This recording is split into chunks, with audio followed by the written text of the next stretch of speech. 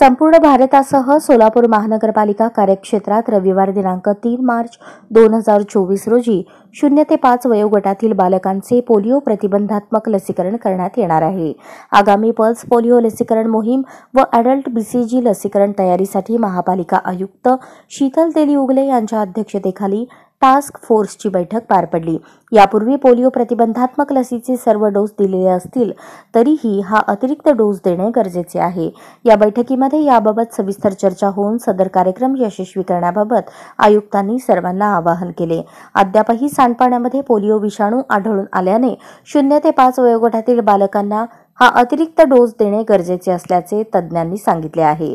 दरम्यान ही मोहीम यशस्वी करण्यासाठी व्यापक प्रमाणात जनजागृती करण्याबाबत आयुक्त शीतल तेली उगले यांनी सूचना दिल्या. तसेच आरोग्य विभागाने केलेल्या नियोजनाचा सखोल आढावा घेतला. याबरोबरच लवकरच 60 वर्ष वयावरील ज्येष्ठ नागरिक, 18 वर्ष वयावरील सहव्याधीग्रस्त व्यक्ती, मागील 5 वर्षातील उपचार केलेले क्षयरुग्ण, या क्षयरुग्णांच्या संपर्कातील व्यक्ती यांना ICMR व आरोग्य व कुटुंब कल्याण मंत्रालय, भारत सरकार यांच्या वतीने अडल्ट बीसीजी लसीकरण मोहीम सोलापूर शहरात राबवण्यात येणार आहे. सोलापूर शहर सन 2025 पर्यंत क्षयमुक्त करण्याच्या दिशेने उचलण्यात येणारे हे महत्त्वाचे पाऊल ठरणार आहे.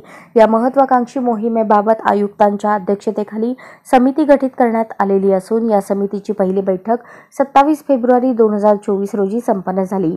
यावेळी सोलापूर शहर क्षयमुक्त करण्याच्या दृष्टीने आरोग्य विभागाच्या वतीने राबवण्यात येत असलेल्या विविध उपाययोजनांबाबत सविस्तर चर्चा झाली. यावेळी सोलापूर महानगरपालिकेच्या उपायुक्त विद्या पोळ, आरोग्य अधिकारी डॉक्टर मंजिरी कुलकर्णी, माता बालसंगोपन अधिकारी डॉक्टर वैशाली शिरशेट्टी, शहर क्षयरोग अधिकारी डॉक्टर प्रसाद कुमार, शहर कार्यक्रम व्यवस्थापक डॉक्टर आतिश बोराडे तसेच शहरातील विविध रुग्णालयातील प्रतिनिधी, वैद्यकीय महाविद्यालयाचे प्रतिनिधी उपस्थित होते. या मोहिमेबाबतचे सादरीकरण माता बाल संगोपन अधिकारी डॉक्टर वैशाली शिरशेट्टी यांनी केले.